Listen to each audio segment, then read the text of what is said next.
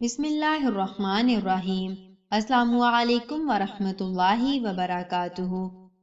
مدرسے کی ایک طالبہ ایک واقعہ بیان کرتے ہوئے کہتی ہیں، جب ہم ثانویہ کے مرحلے میں تھیں، ہم کچھ سہیلیاں بریک کے وقفہ میں ایک ساتھ بیٹھتی اور ہم سب اپنا کھانا ایک ساتھ اس طرح رکھتی کہ کسی کو معلوم نہیں ہوتا کہ کون کیا لے کر آیا ہے۔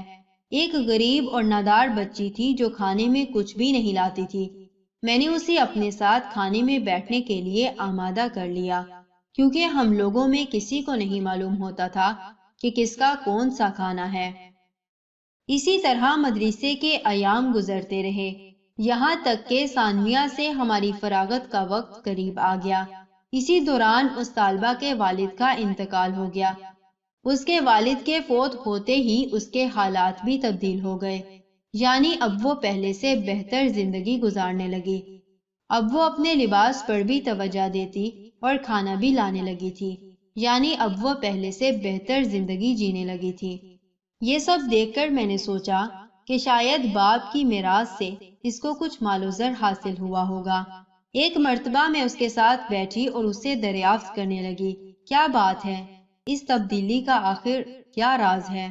اتنا سنتے ہی وہ میرا ہاتھ پکڑ کر رونے لگی اور کہنے لگی، اللہ کی قسم ہم لوگ رات کو بھوکے سوتے تھے اور مجھے شدت کی بھوک لگی رہتی تھی، اس لیے میں صبح سویرے مدرسے جانے کا انتظار کرتی تھی تاکہ آپ لوگوں کے ساتھ کچھ کھا کر بھوک مٹا سکوں، اور میری ماں رات کی روٹی چھپا کر رکھ دیتی تھی تاکہ اس سے صبح میرے چھوٹے بھائیوں کا ناشتہ ہو سکے۔ اس لیے میں صبح سویرے جان بوجھ کر مدرسہ نکل جاتی تھی تاکہ میرے بھائی میرے حصے کا بھی ناشتہ کر لیں۔ پھر ہمارے والد بیمار ہو گئے، پیسہ نہ ہونے کی وجہ سے ہم والد صاحب کا علاج نہ کروا سکے۔ بیماری کی حالت میں والد صاحب فوت ہو گئے، اور اب جبکہ میرے والد فوت ہو چکے ہیں، اب گرد و پیش کے ہمارے عزیز و اقارب، جاننے والے اور دوست و احباب سب ہمارا بڑا خیال رکھنے لگے ہیں، کیونکہ اب ہم یتیم ہو چکے ہیں۔ میری بڑی تمنا تھی کہ میرے ابو جان اپنی زندگی میں پیٹ بھر کر کھانا کھا لیتے۔ اس نے بائینہ یہی الفاظ کہے، اس نے بڑی حسرت بھری آواز میں یہ الفاظ کہے، اس کے الفاظ کے ساتھ اس کے آنسو بھی رواں تھے۔ اس نے کہا، ہمارے ابو جان جب فوت ہوئے تب لوگوں کو معلوم ہوا کہ ہم واقعی محتاج اور ضرورت مند ہیں۔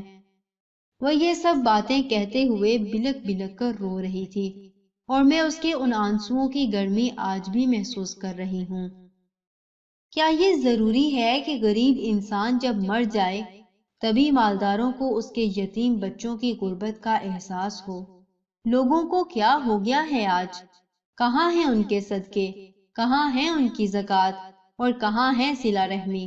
کہاں ہے پریشان حال کی امداد؟ اور کہاں گئی شفقت اور ہمدردی؟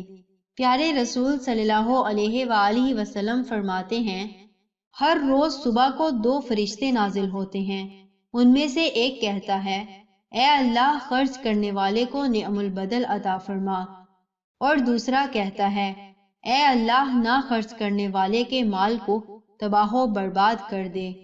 خدارا ایسے گھرانوں کی دیکھ بھال کریں جو اپنی خودداری کے سبب کسی کے سامنے ہاتھ نہیں پھیلاتے، اپنے عزیز و اقارب، اپنے پڑوسیوں اور دوست و احباب کی خبرگیری کریں۔